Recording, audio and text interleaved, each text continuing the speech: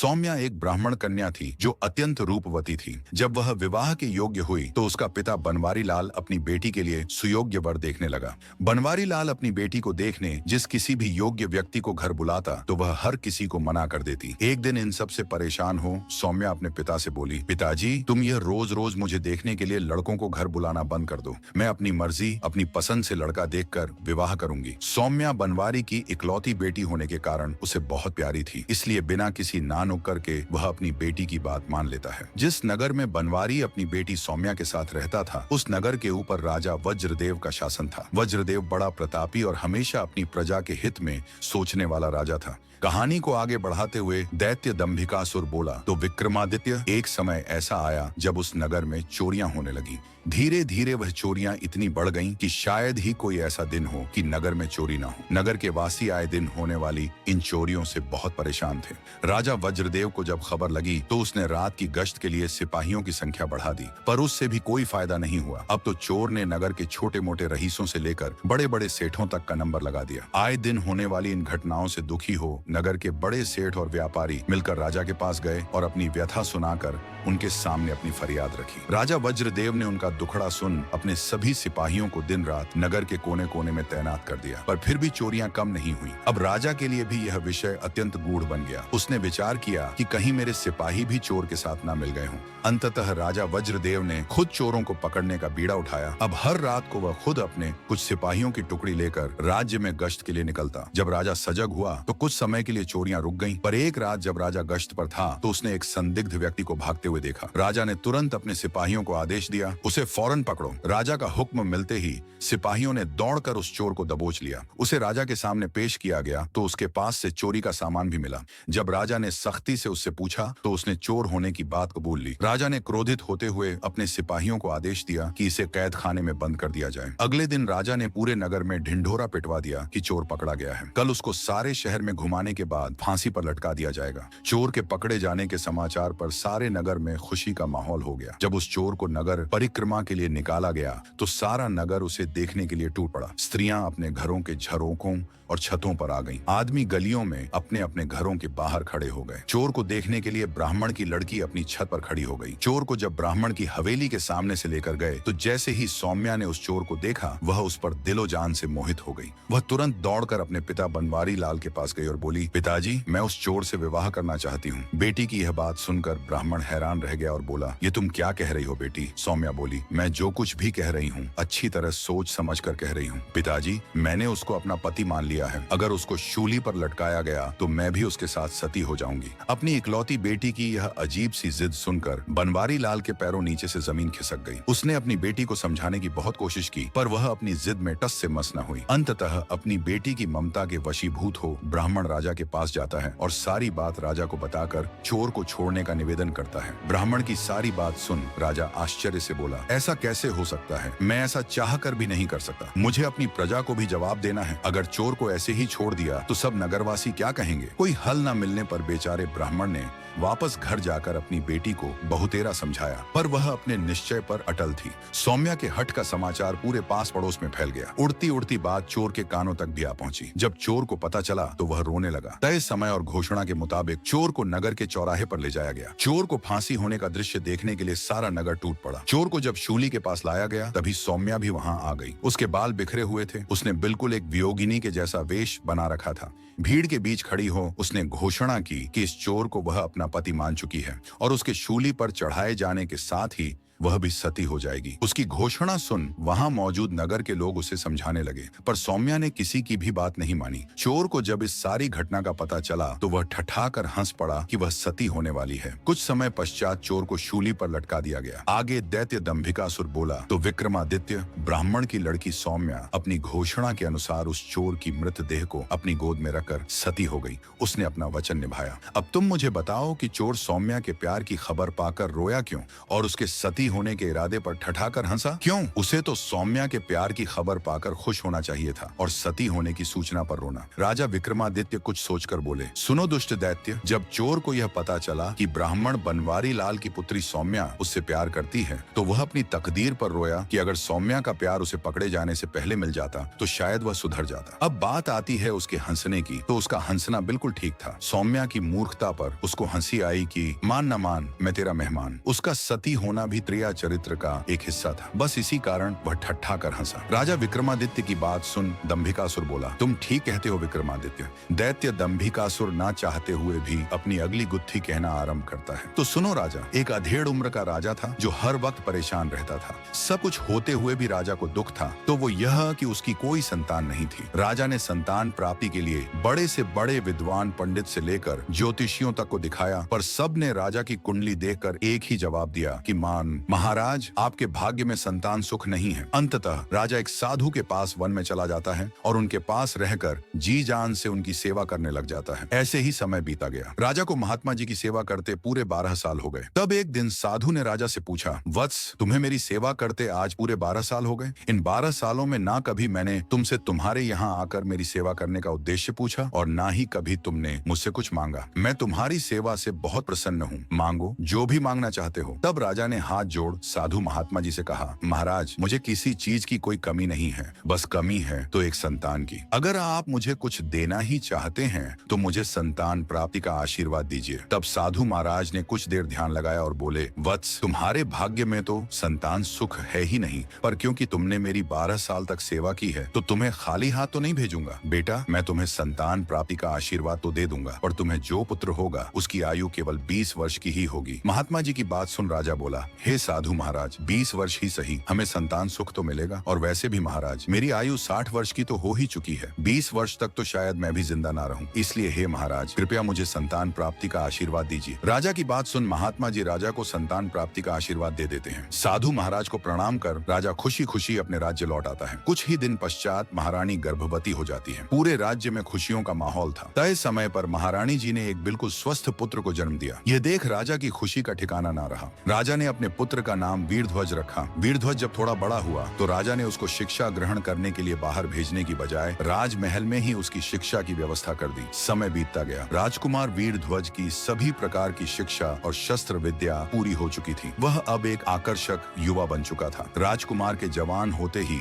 दूसरे राज्यों से उसके विवाह के प्रस्ताव आने लगे। राजा भी अपने पुत्र के लिए योग्य कन्या देखने लगे। वे साधु की बात को बिल्कुल भूल चुके थे कि उसके पुत्र की आयु तो सिर्फ 20 वर्ष ही है। पुत्र सुख मिलने के पश्चात राजा की सेहत भी एकदम ठीक ठाक थी। जब उसके पुत्र का 20वां साल लगा तब राजा को साधु की बात याद आई। बात याद आते ही राजा फिर चिंता में रहने लगा। जब रानी को राजा की चिंता का कारण पता चला तो वह भी चिंतित हो उठी। फिर कुछ सोचकर रानी बोली, महाराज, आपको फिर से उन्हीं महात्मा के पास जाना चाहिए। वह अवश्य ही इस समस्या का कुछ हल जरूर बताएंगे। राजा को रानी की बात बिल्कुल ठीक लगी। राजा तुरंत वन की ओर निकल पड़ता है। पुत्र के प्राण बचाने के लिए राजा वन में साधु जी के पास जाता है और कहता है, हे साधु महाराज, मेरे पुत्र का 20वां वर्ष लग चुका है। मैं तो सोच रहा था 60 वर्ष की आयु के बाद पता नहीं 20 साल और जीऊंगा भी कि नहीं, पर महाराज, पुत्र प्राप्ति का सुख मिलने से मेरा तो कुछ भी नहीं बिगड़ा, बल्कि अब तो पुत्र में और अधिक मोह हो गया। महाराज, जिस पुत्र को हमने 20 साल तक पाला पोषा, उसके साथ रहे, अब उसको ऐसे मरते हुए कतई नहीं देख सकते। इसीलिए हे साधु महाराज, कृपया कोई उपाय कीजिए जिससे मेरे पुत्र की मौत टल जाए। राजा की बात सुन साधु महात्मा जी बोले, वत्स, अब मैं कुछ नहीं कर सकता। मैंने तो तुमसे पहले ही कहा था कि तुम्हें पुत्र तो हो जाएगा, पर उसकी आयु केवल 20 वर्ष ही होगी। राजा बोला, नहीं महाराज, ऐसा नहीं हो सकता। आप कुछ भी करके इसका हल निकालिए। पुत्र मोह में राजा साधु महाराज के चरणों को पकड़कर बस एक ही रट लगाए जा रहा था। कुछ कीजिए महाराज। अंततः महात्मा जी बोले, सुनो बेटा, निश्चित काल में तुम्हारे पुत्र की मृत्यु ना हो, उसका केवल एक ही उपाय है कि उसका विवाह किसी ऐसी कन्या के साथ कर दिया जाए जो अपने से पहले अपने पति को ना मरने दे। इतना सुन राजा को कुछ सुकून मिला। वह साधु महाराज को प्रणाम कर राजमहल वापस लौट आया। राजा ने अपने सैनिकों को हुक्म दिया कि जाओ और राजकुमार के विवाह हेतु ऐसी कन्या ढूंढो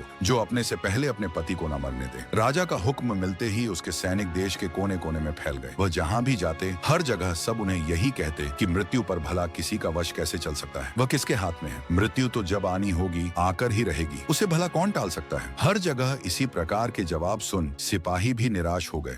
उन्हें कोई भी ऐसी कन्या नहीं मिली जो खुद से पहले अपने पति को न मरने दे। अंततः जब सिपाहियों की एक टुकड़ी हताश हो थक हार कर खाकर वापस लौट रही थी तो रास्ते में उनके आगे आगे 3 लड़कियां चल रही थीं। 3 पक्की सहेलियां आपस में बातें करती हुई जा रही थीं। उनमें एक कुम्हार की, एक सुनार की और एक ब्राह्मण की लड़की थी। कुछ दिन पहले ही उस नगर के राजा की लड़की का विवाह हुआ था, पर विवाह के एक दिन बाद ही राजा की लड़की के पति की मृत्यु हो गई थी। बस उसी विषय में आपस में चर्चा करती हुई तीनों सहेलियां अपने घर की तरफ जा रही थीं। सबसे पहले ब्राह्मण की लड़की बोली, बहन जो भी हो, पर राजा की लड़की थी बड़ी सुंदर, पर बेचारी के साथ बहुत गलत हुआ जो विवाह होते ही भगवान ने उसके पति को छीन लिया। फिर सुनार की लड़की बोली, ठीक कहती हो बहन, वो है तो बहुत रूपवती, ऐसा सुंदर रूप भगवान हजारों में नहीं बल्कि लाखों में किसी किसी को देता है, पर बेचारी का पति मर गया, अब होने को कौन टाल सकता है। उन दोनों की बात सुन कुम्हार की लड़की बोली, तुम दोनों क्या जब से बहुत सुंदर थी, बहुत रूपवती थी कि रट लगाए हुए हो, क्या खाक सुंदर थी जो अपने से पहले अपने पति को मरने दिया, ऐसी सुंदरता किस काम की। कुम्हार की लड़की की बात सुन अन्य दोनों सहेलियां बोली, तू उसकी जगह होती तो तू भी क्या कर लेती। उनको जवाब देते हुए कुम्हार की लड़की बोली,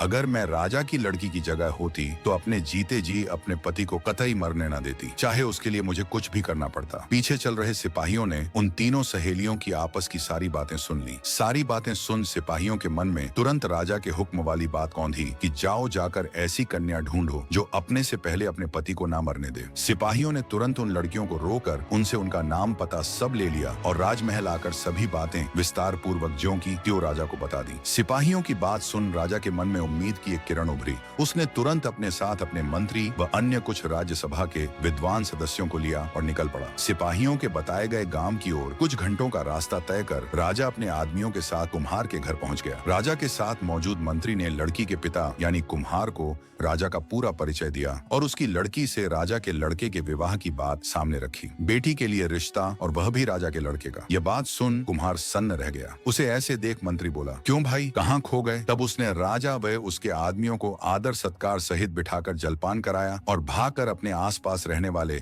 अपनी जाति के लोगों के पास जाकर जब उन्हें सारी बात बताई तो उनमें कुछ लोगों ने तो मना कर दिया कि हम अपनी लड़की की शादी दूसरी जाति में नहीं करेंगे, चाहे वह कोई भी हो। पर तभी जाति के कुछ समझदार बुजुर्ग बोले, क्या पागलों जैसी बातें कर रहे हो तुम, अरे राजा के लड़के का रिश्ता आया है, ये बात हमारे लिए किसी सपने या किसी खजाने से कम नहीं है। जरा सोच कर देखो मूर्खों, हमारा भी राजपाट में हिस्सा होगा, हमें भी राज परिवार के साथ जोड़कर देखा जाएगा। बुजुर्ग कुम्हार की बात सभी के दिमाग में बैठ गई। सबकी सहमति पाकर कुम्हार अपनी बेटी को राजा के लड़के के साथ ब्याहने के लिए खुशी खुशी राजी हो गया। राजा ने लड़के के 20वें जन्मदिन यानी जिस दिन उसकी मृत्यु होनी थी उसी दिन को शादी के लिए चुना। दोनों तरफ से विवाह की तैयारियां जोरों शोरों से होने लगी। दिन बीते और आखिर वह दिन आ ही गया जब राजा के लड़के का विवाह कुम्हार की बेटी के साथ होना था। विवाह से ठीक पहले राजा ने नम आंखों से अपने बेटे की होने वाली पत्नी यानी कुम्हार की बेटी को अपने बेटे के संबंध में शुरू से लेकर आखिर तक सारी बातें बता दी कि कैसे उसने 12 साल तक एक संत महात्मा जी की सेवा करके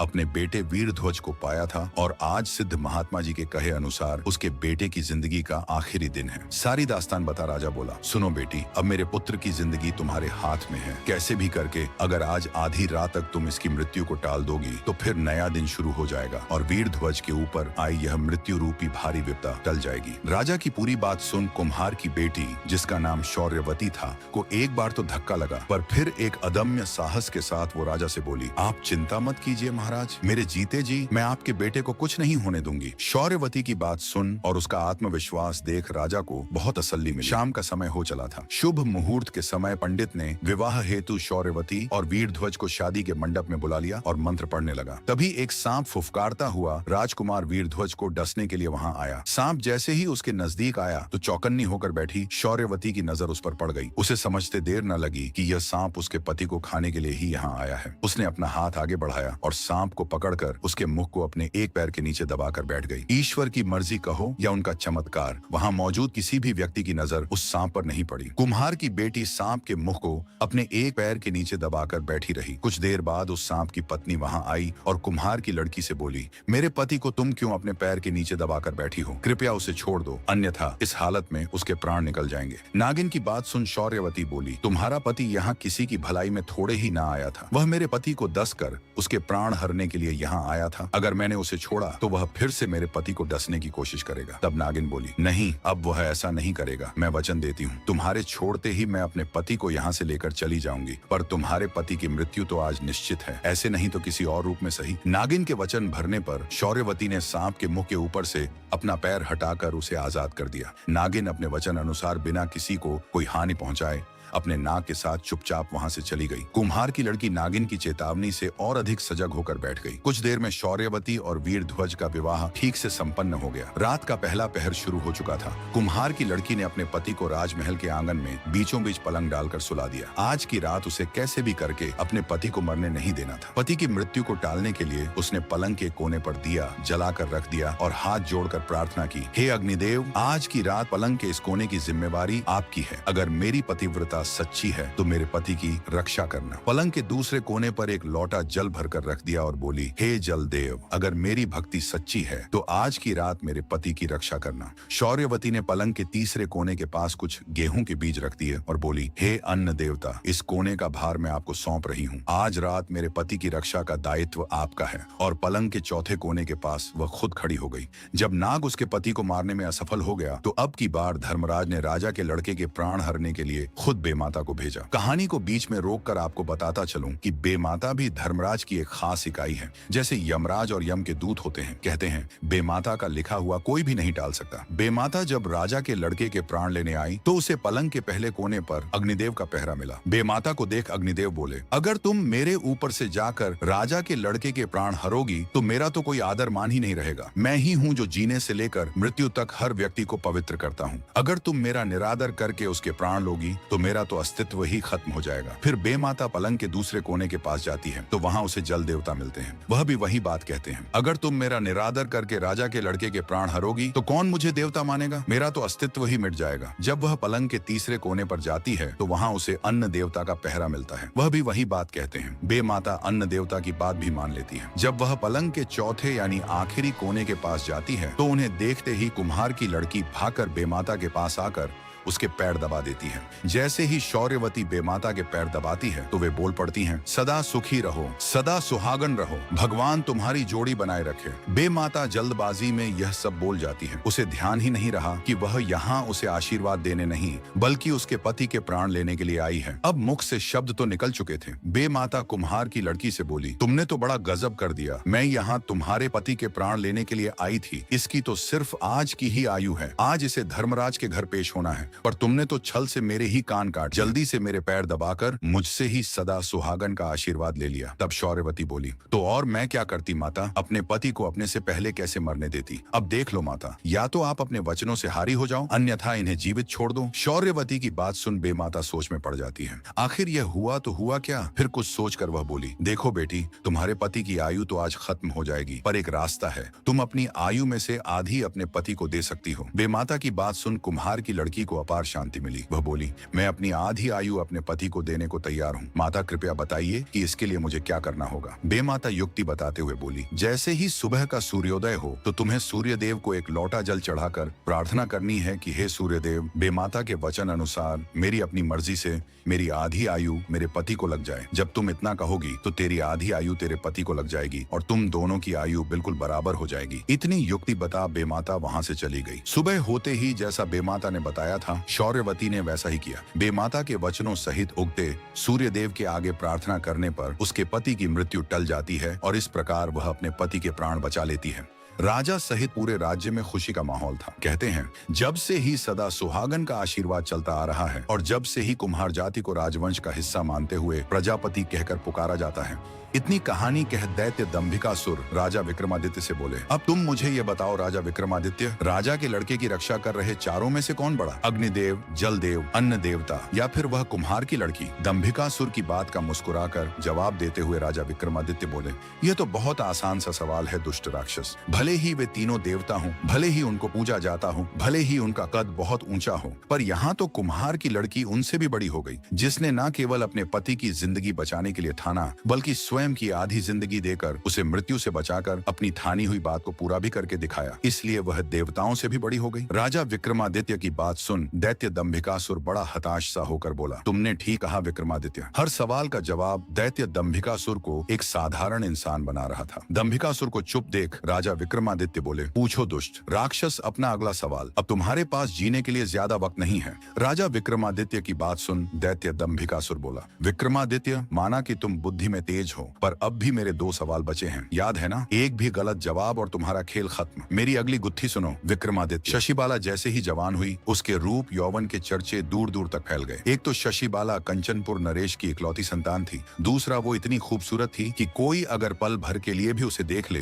तो पूरी जिंदगी भुला ना सके। अत्यधिक सुंदर और इकलौती संतान होने के कारण आस पड़ोस तथा दूर दराज के राज्यों से राजकुमारों के रिश्ते उसके लिए आने लगे। राजकुमारी के लिए इतने रिश्तों को देख एक ओर तो कंचनपुर नरेश अत्यंत प्रसन्न थे, पर दूसरी ओर स्तब्ध भी थे कि राजकुमारी के लिए किस रिश्ते को स्वीकारे और किसको ठुकराए। आखिर उन्होंने राजकुमारी शशिबाला से ही हर रिश्ते पर विचार विमर्श करना शुरू कर दिया, मगर राजकुमारी ने उनमें से किसी भी रिश्ते को स्वीकार नहीं किया। धीरे धीरे समय गुजरने लगा। कंचनपुर नरेश को चिंता सताने लगी कि एक से बढ़कर एक राजकुमार का रिश्ता आ रहा है, पर राजकुमारी तो हर रिश्ते को ठुकरा देती थी। आखिर इसके मन में क्या है? आखिर यह चाहती क्या है? एक दिन नरेश ने अपनी बेटी से पूछ ही लिया, बेटी तू हर रिश्ते को ठुकरा रही है, इसका क्या कारण है? क्या तुझे उनमें से कोई भी राजकुमार पसंद नहीं? राजकुमारी शशिबाला बोली, नहीं पिताजी, इनमें कोई भी राजकुमार मेरे योग्य नहीं है। कंचनपुर नरेश थोड़ा चिंतित होता हुआ बोला, मगर बेटी तुम्हारी नजर में योग्यता का मानदंड क्या है? राजकुमारी शशिला बोली, पिताजी मैंने ऐसा तो कोई मानदंड नहीं बनाया, पर जिसके साथ मेरा विवाह हो उसमें कुछ तो विशेषता हो, कोई तो खूबी हो। बेटी की बात सुन नरेश बोला, बेटी क्यों ना तुम विवाह के लिए आने वाले राजकुमारों की परीक्षा लेकर देखो, बिना परीक्षा के निर्णय लेना उचित नहीं। पिता की बात राजकुमारी शशिबाला को बिल्कुल उचित लगी। उसने हामी भरते हुए कहा, आप ठीक कह रहे हैं पिताजी, मैं आगे से ऐसा ही करूंगी। कुछ दिन बाद ही एक राजकुमार राजकुमारी के साथ विवाह का प्रस्ताव लेकर कर हाजिर हुआ। नौकरों ने उसे अच्छे से बिठाकर जलपान कराया और राजकुमारी शशिबाला को खबर कर दी। खबर मिलते ही राजकुमारी जब उसकी परीक्षा लेने के लिए आई तो राजकुमारी को जैसे ही राजकुमार ने देखा वह स्तब्ध होकर उसकी सुंदरता को देखता रह गया। आते ही राजकुमारी ने भी एक नजर राजकुमार को देखा और बोली, तुम में ऐसा क्या विशेष गुण है जो मुझसे विवाह करना चाहते हो? राजकुमार बड़े आत्मविश्वास के साथ बोला, मैं त्रिकालदर्शी हूँ, मैंने सालों वन में कठिन तप करके एक सिद्ध योगी से इस विद्या को ग्रहण किया है। मैं किसी का भी भूत भविष्य और वर्तमान बिल्कुल ठीक ठीक बता सकता हूँ। राजकुमार की बात सुन राजकुमारी बोली, ओह ऐसा है तो क्यों ना तुम मेरा भविष्य बताओ। फिर कुछ सोचकर राजकुमारी रुक गई और बोली, नहीं, भविष्य को भविष्य ही रहने दो, तुम मुझे मेरे भूतकाल के बारे में कुछ बताओ। राजकुमारी के इतना कहने पर राजकुमार ने कुछ देर ध्यान लगाया, फिर बोला, राजकुमारी जी, आपने अभी तक बहुत से राजकुमारों के विवाह प्रस्ताव ठुकराए हैं और अंततः आप अपने पिता के कहने पर राजकुमारों की परीक्षा लेने को राजी हुई हो। राजकुमार की बात सुन राजकुमारी उसकी विशेषता से प्रभावित होती हुई बोली, तुमने बिल्कुल सही कहा, मुझे तुम्हारी विशेषता वाकई में बहुत दिलचस्प लगी, पर मुझे सोचने के लिए थोड़ा समय चाहिए, तब तक आप अतिथि गृह में ठहरे। राजकुमारी के सौंदर्य की चर्चा सुन उससे विवाह करने को उत्सुक एक और महारथी राजकुमार राजमहल आया। राजकुमारी शशिबाला ने उससे भी सवाल किया कि तुम्हारे अंदर ऐसी क्या खूबी है जो मैं तुम्हारे साथ विवाह करूं? राजकुमारी को जवाब देते हुए राजकुमार बोला, मैंने सालों तपस्या करके अद्भुत ज्ञान हासिल किया है। उस ज्ञान के बलबूते पर मैंने एक ऐसे दिव्य रथ का निर्माण किया है जिसे कहीं भी जाने के लिए घंटे नहीं बल्कि कुछ पल ही लगते हैं। मेरे द्वारा बनाया गया रथ न सिर्फ धरती पर बल्कि पहाड़ और समुद्र से लेकर आकाश तक में कहीं भी जा सकता है,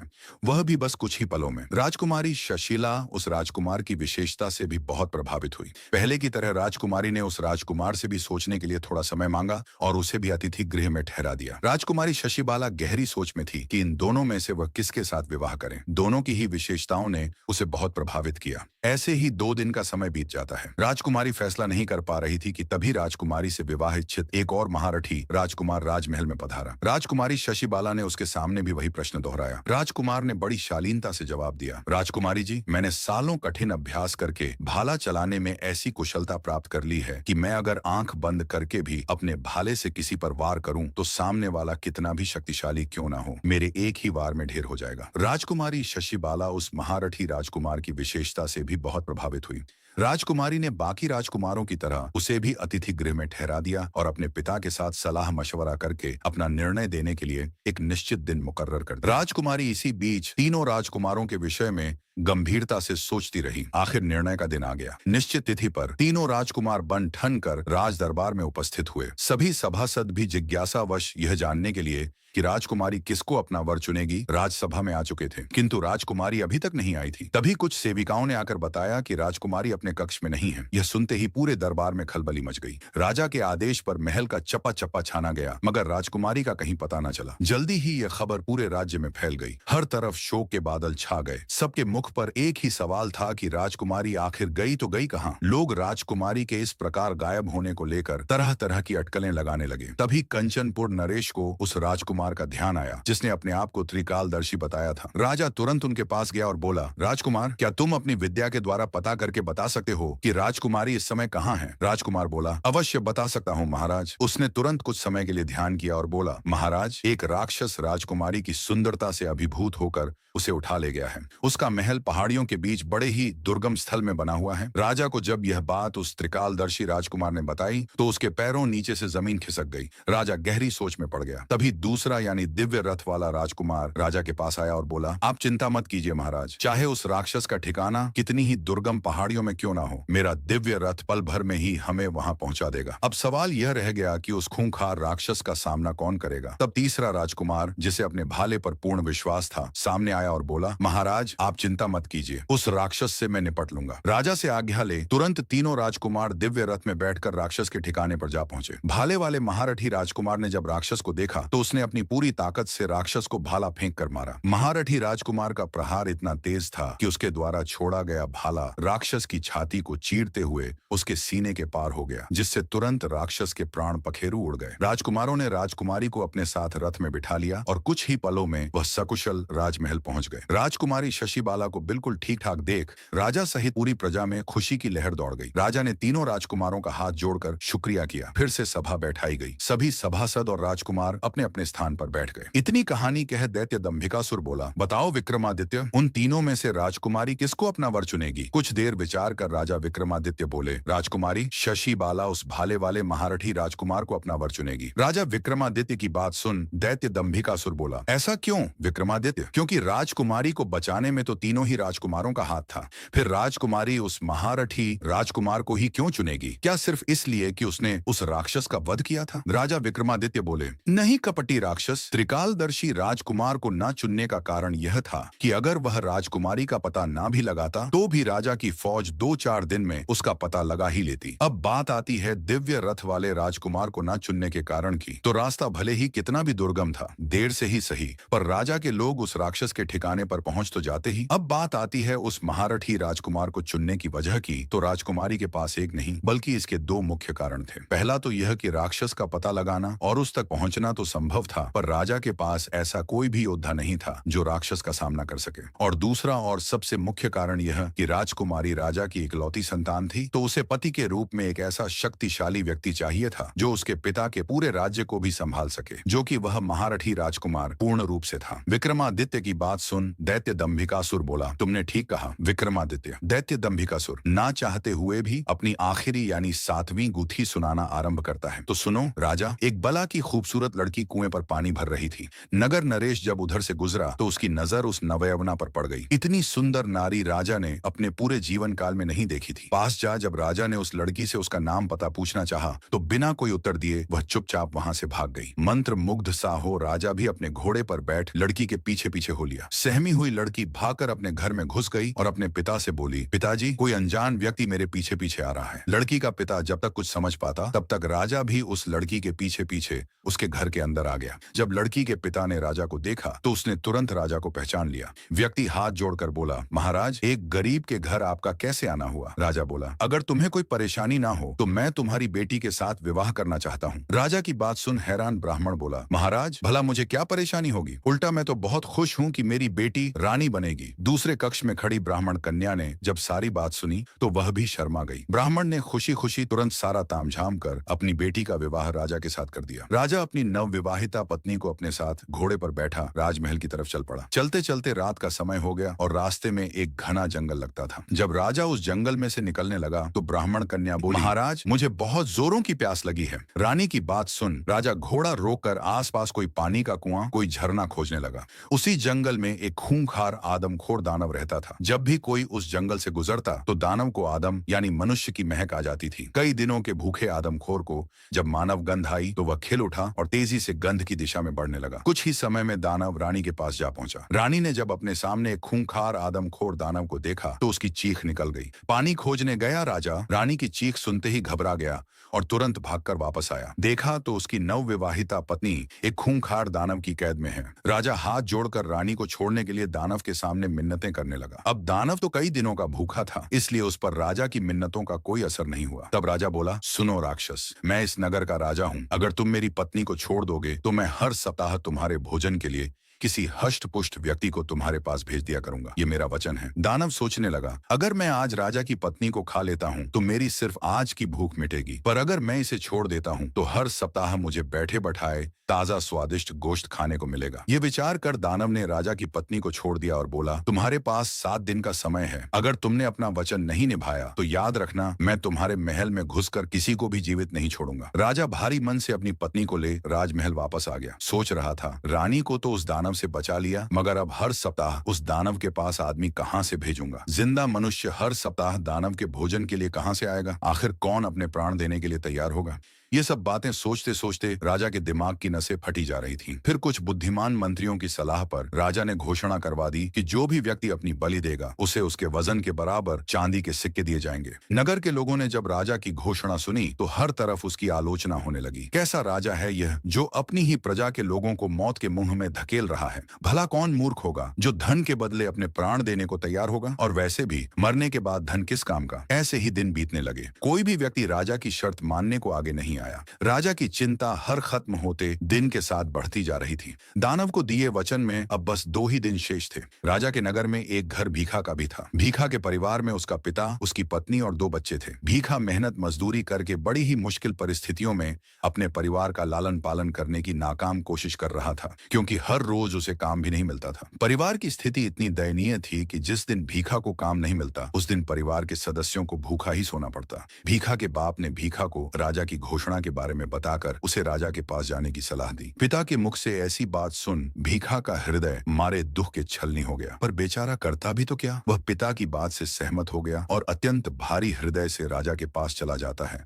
और कहता है, मैं उस दानव के पास जाने के लिए तैयार हूँ। भीखा की बात सुन राजा को कुछ शांति मिली। सिपाहियों की निगरानी में भीखा को दानव के पास जाने के लिए विदा कर दिया जाता है। बेचारा भीखा चलता जाता और सोचता जाता। चलते चलते अचानक वह जोर जोर से हंसने लगा और फिर रोने लगा। फिर कुछ सोचकर वह दृढ़ निश्चय कर उस दानव के पास जाता है। भूख से तिलमिला रहे दानव ने उसे देखा तो तुरंत उस पर झपट पड़ा, पर दानव जब उस पर झपटा तो वह फुर्ती से एक ओर हट गया और मौका देख निगरानी के लिए आए हुए एक सैनिक के भाले को ले तेजी से उस दानव के ऊपर वार किया। दानव इसके लिए बिल्कुल भी तैयार नहीं था। जैसे ही उसे भाला लगा वह घायल हो गिर पड़ा। घायल पड़े दानव पर भीखा एक के बाद एक तब तक वार करता गया जब तक उसका दम नहीं निकल गया। इतनी कहानी कह दैत्य दंभिकासुर राजा विक्रमादित्य से बोला, बताओ विक्रमादित्य, जब राजा के सिपाही भीखा को दानव के पास लेकर जा रहे थे तो वह चलते चलते अचानक से हंसा क्यों और फिर रोया क्यों? राजा विक्रमादित्य बोले, सुनो कपटी राक्षस, जब भीखा को दानव के पास लेकर जाया जा रहा था तो उसने विचार किया कि इस दुनिया में कोई किसी का नहीं, पैदा करने वाले पिता से लेकर प्रजा का रक्षक राजा तक। इसी विचार के साथ वह पहले हंसा और फिर रोया। फिर उसने सोचा कि मनुष्य को अपने भाग्य की लड़ाई स्वयं ही लड़नी पड़ती है। बस इसी बात ने उसे प्रेरणा दी और वह उस आदमखोर दानव से भिड़ गया और विजय हुआ। विक्रमादित्य का जवाब सुन दंभिकासुर बोला, तू वाकई में बड़ा बुद्धिमान है विक्रमादित्य, पर अफसोस इस बात का है कि अब तू मेरे हाथों मरने वाला है। तू क्या समझता था कि मैं देवताओं के वरदान के सहारे जिंदा हूँ? नहीं, अरे तेरे जैसे कीड़े को मसलने के लिए मुझे किसी वरदान की आवश्यकता नहीं। दैत्य दंभिकासुर की बात सुन। राजा विक्रमादित्य भी चौकस हो, अपनी तलवार संभाल लेते हैं और कहते हैं, दुष्ट राक्षस, वरदान टूटा पर तेरा अहंकार नहीं। तुझे अब भी तेरा अंत नजर नहीं आ रहा। अहंकार व्यक्ति को अंधा बना देता है। आज तेरा अंत निश्चित है। दुष्ट दानव राजा विक्रमादित्य की बात सुन। अत्यंत क्रोधित हो दैत्य दंभिकासुर बोला, मेरा अंत इतना आसान नहीं। अरे अंत तो आज तेरा होगा कीड़े। इतना कह दैत्य दंभिकासुर राजा विक्रमादित्य की तरफ बढ़ता है और अपनी गदा से राजा विक्रमादित्य के ऊपर वार करता है। दोनों के बीच भीषण युद्ध शुरू हो जाता है। लंबी लड़ाई से जब दंभिकासुर थकने लगा तब मौका देख राजा विक्रमादित्य ने अपनी पूरी ताकत से दंभिकासुर के ऊपर प्रहार किया। राजा विक्रमादित्य की धारदार तलवार दंभिकासुर की छाती को चीरते हुए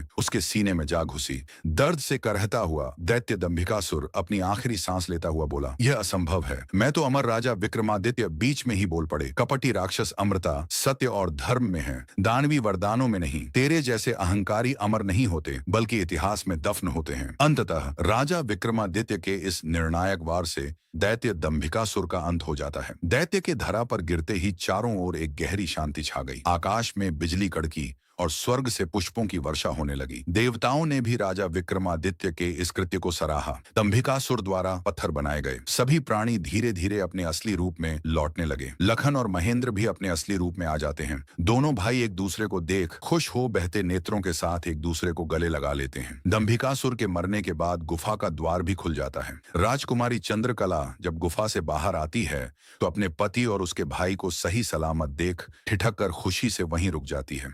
जब लखन की नजर उसकी पत्नी यानी राजकुमारी चंद्रकला पर जाती है तो वह भागकर उसके पास जाता है। दोनों एक दूसरे को गले लगा लेते हैं। चारों ओर राजा विक्रमादित्य की जय जयकार के नारे लग रहे थे। राजा विक्रमादित्य की जय हो, राजा विक्रमादित्य आप महान हो। लखन अपने भाई और अपनी पत्नी के साथ राजा विक्रमादित्य के पास आता है। तीनों हाथ जोड़कर विक्रमादित्य का शुक्रिया करते हैं। हम किन शब्दों में आपका धन्यवाद करें, राजा आप सच में महान हैं। लखन अपने भाई महेंद्र और अपनी पत्नी के साथ खुशी खुशी घर जाते हैं। जब लखन की माँ अपने दोनों बेटों को बिल्कुल ठीक ठाक पाती है तो वह बार बार राजा विक्रमादित्य का धन्यवाद करती है और अपने दोनों बेटों को बाहों में भर लेती है। महेंद्र की पत्नी भी बहते नेत्रों के साथ अपने पति को गले लगा उस ऊपर वाले और महान राजा विक्रमादित्य का शुक्रिया करती है। चंद्रकला बेचारी जो पहले नाग और बाद में दैत्य दंसुर की कैद रहती है, अपने सारे दुखों को भूल जाती है और अपने पति लखन के साथ खुशी खुशी अपना जीवन व्यतीत करती है। फिर उनकी जिंदगी में कभी कोई नाग या दैत्य दंभिकासुर जैसी मुसीबत नहीं आई। इधर जब राजा विक्रमादित्य अपने नगर में लौटते हैं तो सारे नगरवासी उनके द्वारा दैत्य दंभिकासुर को हराकर लौटने पर उनका हार्दिक स्वागत करते हैं। चारों ओर खुशियों का माहौल था। पता नहीं कितनी ही माँ जिन्होंने अपने बेटों को खो दिया था, कितनी ही बहनें जिन्होंने अपने भाई को खो दिया था और कितनी ही औरतें जिन्होंने अपने पति को खो दिया था। सबकी खुशियों का आज कोई ठिकाना नहीं था, क्योंकि महान राजा विक्रमादित्य की बदौलत उनके वर्षों से बिछड़े हुए अपने आज उन्हें वापस मिल गए थे। अंततः इस महान गाथा का निष्कर्ष दैत्य दंभिकासुर केवल एक राक्षस नहीं था, वह उस अहंकार, क्रूरता और न्याय के विरोध का प्रतीक था जो दुनिया में बार बार अलग अलग रूपों में सामने आते हैं। उसने वरदानों के सहारे खुद को अमर समझ लिया, मगर वह यह भूल गया था कि अमृता किसी चमत्कार से नहीं, सत्य, धर्म और सेवा से अर्जित होती है। राजा विक्रमादित्य ने हमें यह सिखाया कि धैर्य, बुद्धि, साहस और न्याय से बड़ा अभिशाप भी समाप्त किया जा सकता है। उन्होंने युद्ध किया केवल दैत्य से नहीं, बल्कि मानवता को जकड़े हुए भय से, अंधकार से और उस अहंकार से जो खुद को भगवान से ऊपर समझने लगता है। इस कथा में बसंत और महेंद्र की भाईचारे की मिसाल, चंद्रकला की निष्ठा और प्रेम और पत्थर बने निर्दोषों का दोबारा जीवन पाना यह दिखाता है कि सच्चाई चाहे जितनी भी देर से सामने आए, लेकिन जब आती है तो सब कुछ बदल देती है। और अंत में जब आकाश से पुष्प बरसते हैं तब यह सिद्ध होता है कि देवता और वह ऊपर वाला भी उन्हीं के साथ होता है जो धर्म के मार्ग पर चलते हैं। सीख, अहंकार का अंत निश्चित है। सच्चा वीर वही है जो दूसरों के लिए लड़े, न कि अपने अहंग के लिए। सत्य और न्याय देर से ही सही, लेकिन जीते जरूर हैं। और सबसे बड़ी बात, इतिहास में वही अमर होते हैं जो विनम्रता, परोपकार और बलिदान के प्रतीक बनते हैं। कहानी में अंत तक जुड़े रहने के लिए एक बार फिर से मेरे सभी प्यारे दर्शकों को दिल से धन्यवाद।